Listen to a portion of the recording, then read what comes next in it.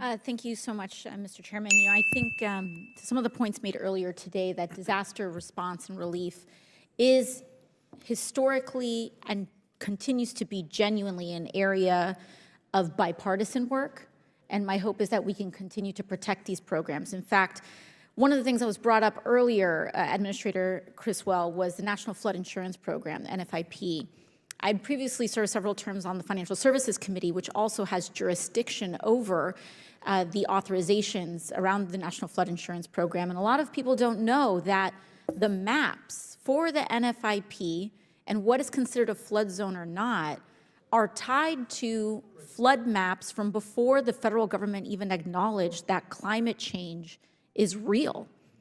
And so we are allocating flood insurance from before these areas became flood zones that are now flood zones.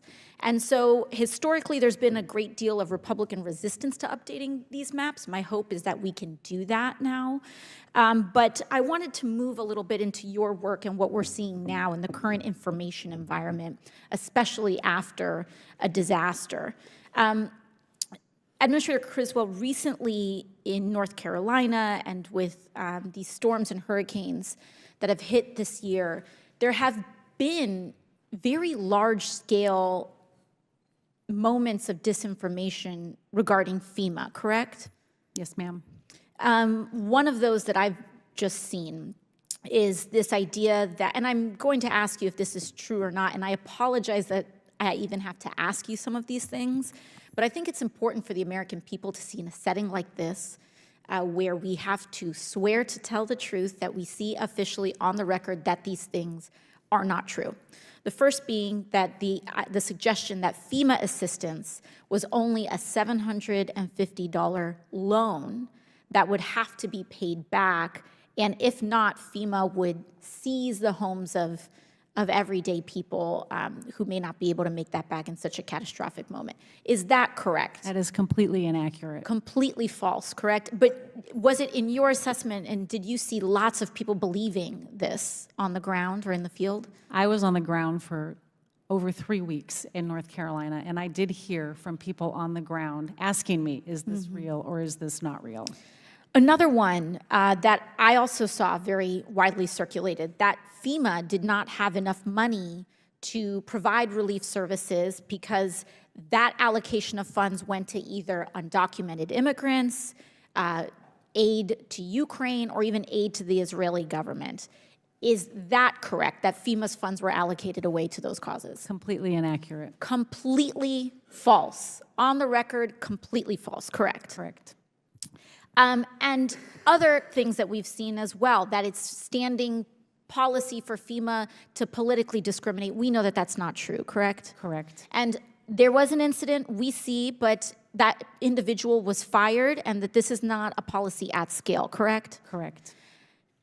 Now, we know that these are important pieces, very large and influential pieces of disinformation, but I want to talk about the harm of that.